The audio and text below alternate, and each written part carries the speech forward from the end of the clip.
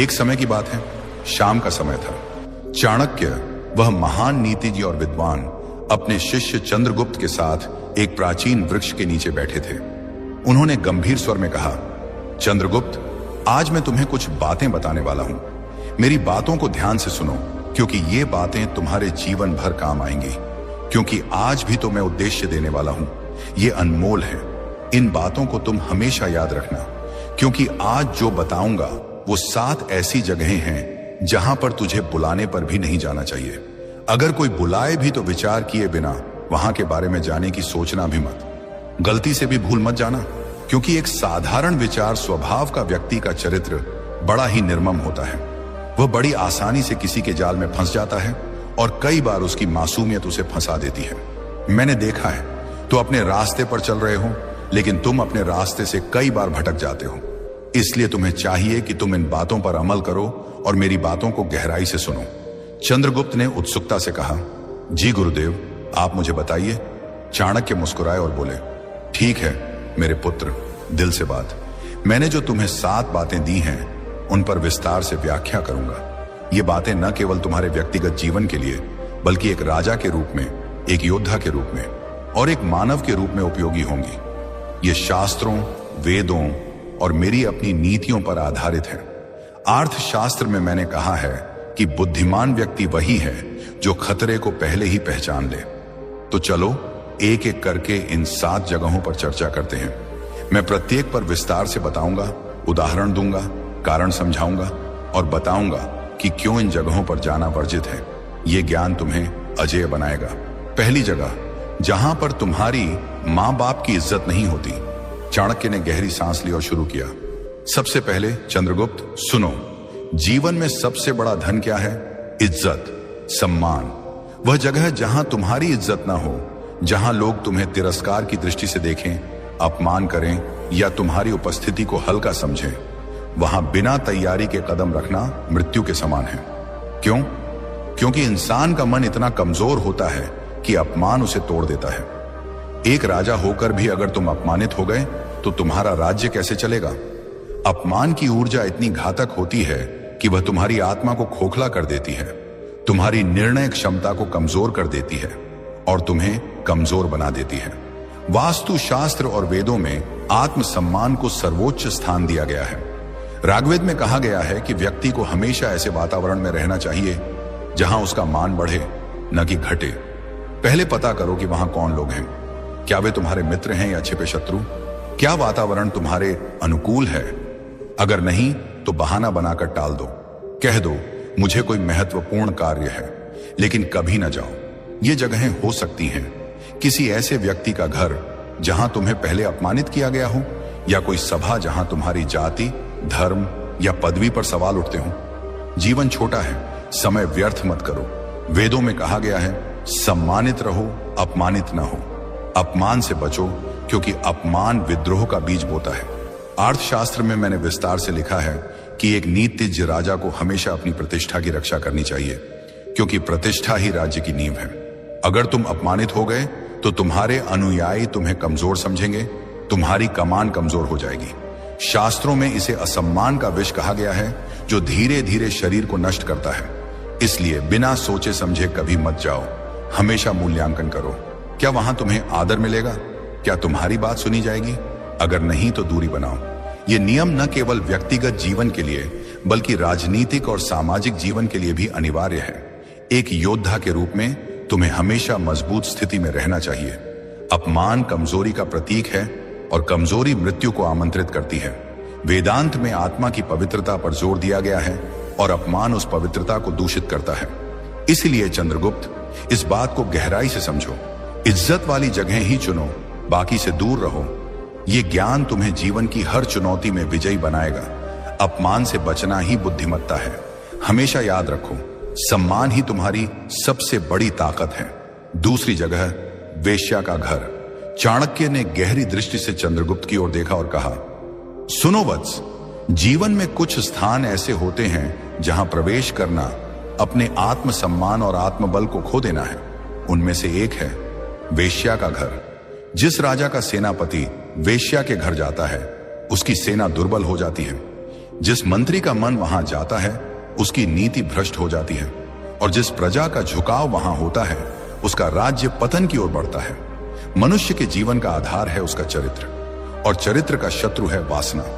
वेश्या का घर बाहरी रूप से आकर्षक दिख सकता है, वहां सुगंध, श्रृंगार, नृत्य, संगीत और क्षणिक सुख का आभास होता है, लेकिन भीतर से वह स्थान आत्मा की ऊर्जा को सोख लेने वाला, पुण्य को नष्ट करने वाला और पाप की गंध से भरा हुआ होता है। चाणक्य ने कहा, नास्ति कामस्मो व्याधि नास्ति तृष्णा समः शत्रु। वासना से बढ़कर कोई रोग नहीं और तृष्णा से बड़ा कोई शत्रु नहीं। वेश्या के घर जाने का अर्थ है अपने चरित्र को दांव पर लगाना, क्योंकि वहां जाने वाला व्यक्ति धीरे धीरे अपनी इच्छाओं का गुलाम बन जाता है। शरीर का सुख क्षणिक है, लेकिन उसका असर दीर्घकालिक होता है। आत्मा का तेज घटता है और मनुष्य धीरे धीरे आलस्य, मोह और निर्बलता में फंस जाता है। चाणक्य कहते हैं कि राजा हो या साधारण व्यक्ति, जो वेश्या के घर जाता है वह न केवल अपने धन का नाश करता है बल्कि अपने सम्मान और आत्मबल का भी, क्योंकि वेश्या का घर केवल शरीर का व्यापार करता है। वहां प्रेम, श्रद्धा, निष्ठा और पवित्रता नहीं होती। वह स्थान मनुष्य के मन को मोहजाल में बांध देता है और धीरे धीरे उसे रसातल की ओर धकेल देता है। शास्त्र कहते हैं कि धर्म, अर्थ, काम और मोक्ष 4 पुरुषार्थ हैं, लेकिन काम का स्थान केवल धर्म सम्मत है। जब काम धर्म की मर्यादा से बाहर जाकर वेश्या के घर पहुंचता है तो धर्म नष्ट हो जाता है, और धर्म नष्ट होता है तो शेष 3 भी टिकते नहीं। वेश्या के घर जाने वाले को समाज सम्मान की दृष्टि से नहीं देखता, उसकी प्रतिष्ठा गिरती है। और जैसा चाणक्य ने पहले ही कहा था, प्रतिष्ठा ही शक्ति है। प्रतिष्ठा के बिना न तो राजा राज कर सकता है, न ही साधारण व्यक्ति सुख से रह सकता है। वेद और उपनिषद बार बार आत्मसंयम का महत्व बताते हैं। ऋग्वेद में कहा गया है, मनुष्य का वास्तविक बल उसकी इंद्रिय निग्रह में है। वेश्या का घर इंद्रिय निग्रह को भंग करने का केंद्र है। वहां जाकर साधक अपने भीतर की तपस्या को नष्ट करता है। भक्तों और ऋषियों ने हमेशा इस विषय में सावधान किया है। जो व्यक्ति ब्रह्मचर्य का पालन करता है वही तेजस्वी, दीर्घायु और सफल होता है। वहीं जो व्यक्ति वासना का दास बनता है वह दुर्बल और अपमानित होता है। तीसरी जगह जहां मदिरा और नशे का वातावरण होता है वहां जाना आत्मा को अंधकार में धकेलने के समान है। मदिरा केवल शरीर को विषाक्त नहीं करती बल्कि मन और बुद्धि की जड़ों तक को नष्ट कर देती है। क्षणिक सुख और उन्माद के लिए मनुष्य जो मूल्य चुकाता है वह है विवेक का ह्रास, और विवेक ही मनुष्य का सच्चा धन है। यदि विवेक चला गया तो राजसत्ता, विद्या, पराक्रम और साधना सब व्यर्थ हो जाते हैं। आचार्य चाणक्य ने स्पष्ट कहा है कि जो स्थान नशे का केंद्र है वह स्थान पाप का घर है। वहां की हवा भी दूषित है, वहां का संगीत भी उन्मादक है, वहां की हंसी भी झूठी और खोखली है। ऐसे स्थान पर जाने वाला व्यक्ति धीरे धीरे उसी लहर में बहने लगता है। पहले वह केवल देखने जाता है, फिर संगति उसे खींच लेती है और शीघ्र ही वह भी उसी दोष में डूब जाता है। शास्त्रों में कहा गया है, मदिरा प्रलयम नयति, अर्थात मदिरा विनाश की ओर ले जाती है। वहां जाने से न केवल शरीर दुर्बल होता है बल्कि आत्मा का तेज भी क्षीण हो जाता है। साधक का मन कभी स्थिर नहीं हो सकता यदि वह नशे का स्पर्श भी करे। राजनीति के क्षेत्र में यह और भी घातक है। जिस राजा के सैनिक, मंत्री या स्वयं राजा नशे के वश में हो जाते हैं उनका राज्य शीघ्र ही शत्रुओं के हाथ में चला जाता है। नशे में धुत मनुष्य का रहस्य बाहर निकल जाता है और यही अवसर शत्रु को चाहिए होता है। इसीलिए आचार्य ने चेतावनी दी, जो अपनी गुप्त बात की रक्षा करना चाहता है वह नशे का आसरा कभी न ले। आध्यात्मिक दृष्टि से देखें तो नशा आत्मा की पवित्रता को ढक देता है। मनुष्य का अंतर्मन जो दिव्यता का स्रोत है नशे के धुएं में दब जाता है। ध्यान टूट जाता है, प्राण शक्ति बिखर जाती है और जीवन एक अंधी गली में भटकने लगता है। इस कारण जो व्यक्ति नशे के स्थान पर कदम रखता है वह स्वयं अपने भीतर मृत्यु का बीज बोता है, और यह मृत्यु केवल शरीर की नहीं बल्कि चरित्र और आत्मा की भी होती है। इसीलिए चंद्रगुप्त, याद रखो, जहां मदिरा का प्रवाह हो, जहां लोग अपने विवेक को शराब की प्याली में डुबो रहे हों, जहां गीत और नृत्य केवल वासना और पागलपन को जन्म दे रहे हों, उस स्थान से कोसों दूर रहना। वहां की एक सांस भी विष के समान है। 4. शत्रु का घर।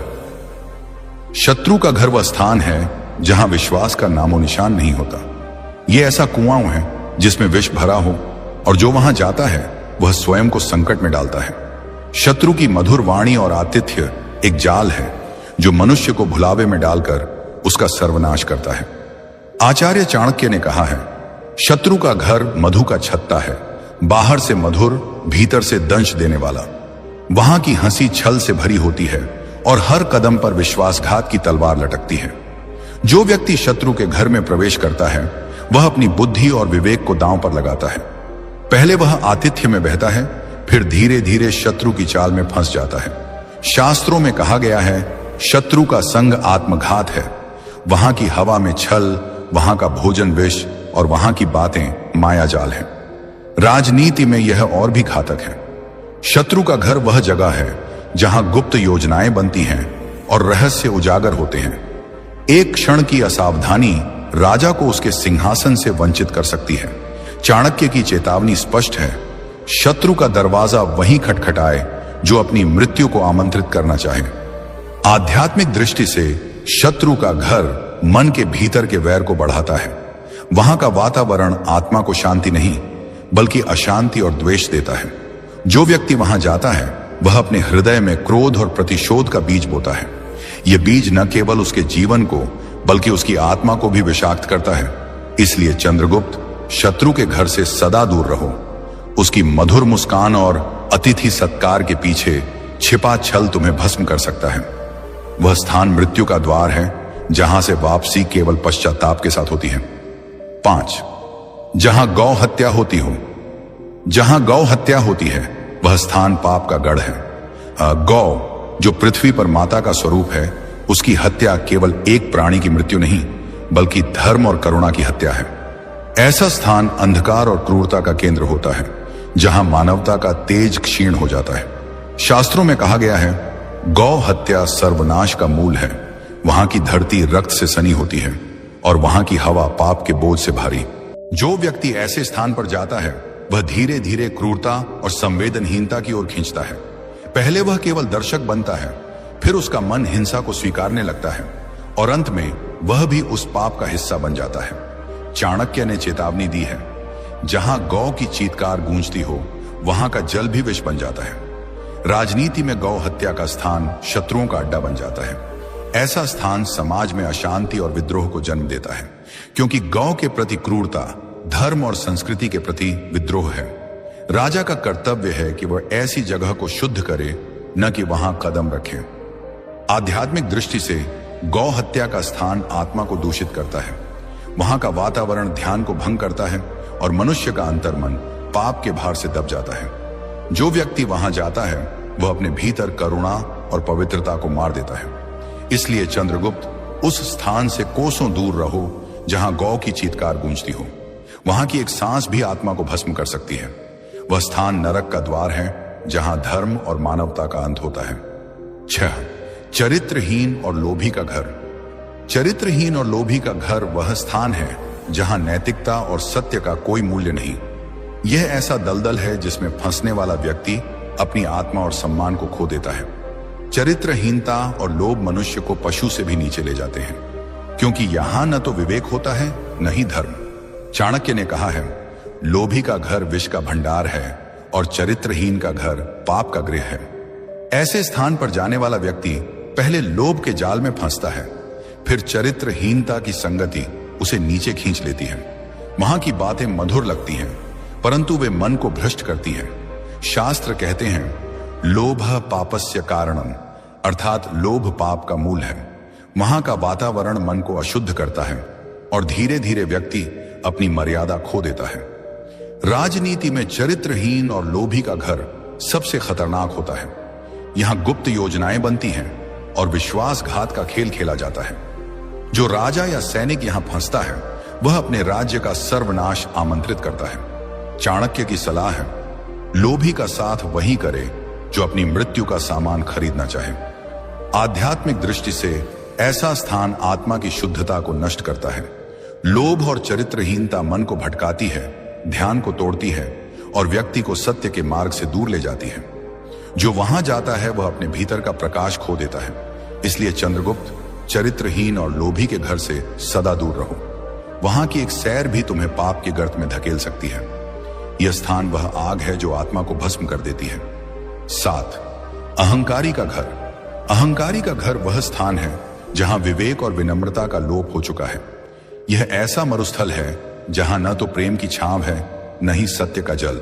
अहंकार मनुष्य को अंधा बनाता है और उसका घर पतन का केंद्र होता है। चाणक्य ने कहा है, अहंकारी का घर वह अग्निकुंड है जो स्वयं को और दूसरों को जलाता है। वहां की हवा में घमंड की गंध होती है और वहां की बातें केवल स्वयं की प्रशंसा से भरी होती हैं। जो व्यक्ति अहंकारी के घर जाता है वह धीरे धीरे उसके प्रभाव में आ जाता है। पहले वह उसकी प्रशंसा सुनता है, फिर स्वयं को भी उसी श्रेष्ठता के भ्रम में खो देता है। शास्त्रों में कहा गया है, अहंकारः सर्वनाशति, अर्थात अहंकार सर्वनाश का कारण है। वहां का वातावरण मन को अशांत करता है और व्यक्ति अपनी विनम्रता खो देता है। राजनीति में अहंकारी का घर सबसे घातक होता है। अहंकारी राजा, मंत्री या सैनिक अपने ही घमंड में डूबकर शत्रुओं का शिकार बन जाते हैं। चाणक्य की चेतावनी है, जो अहंकारी के साथ उठता बैठता है वह स्वयं अपने पतन का कारण बनता है। आध्यात्मिक दृष्टि से अहंकार आत्मा का सबसे बड़ा शत्रु है। अहंकारी के घर का वातावरण मन को सत्य और ईश्वर से दूर ले जाता है। वहां ध्यान टूटता है और आत्मा का तेज मलिन हो जाता है। जो व्यक्ति वहां जाता है वह अपने भीतर का सत्य और शांति खो देता है। इसलिए चंद्रगुप्त, अहंकारी के घर से सदा दूर रहो। वहां की एक सैर भी तुम्हें घमंड के अंधे कुएं में धकेल सकती है। यह स्थान वह विष है जो आत्मा को नष्ट कर देता है।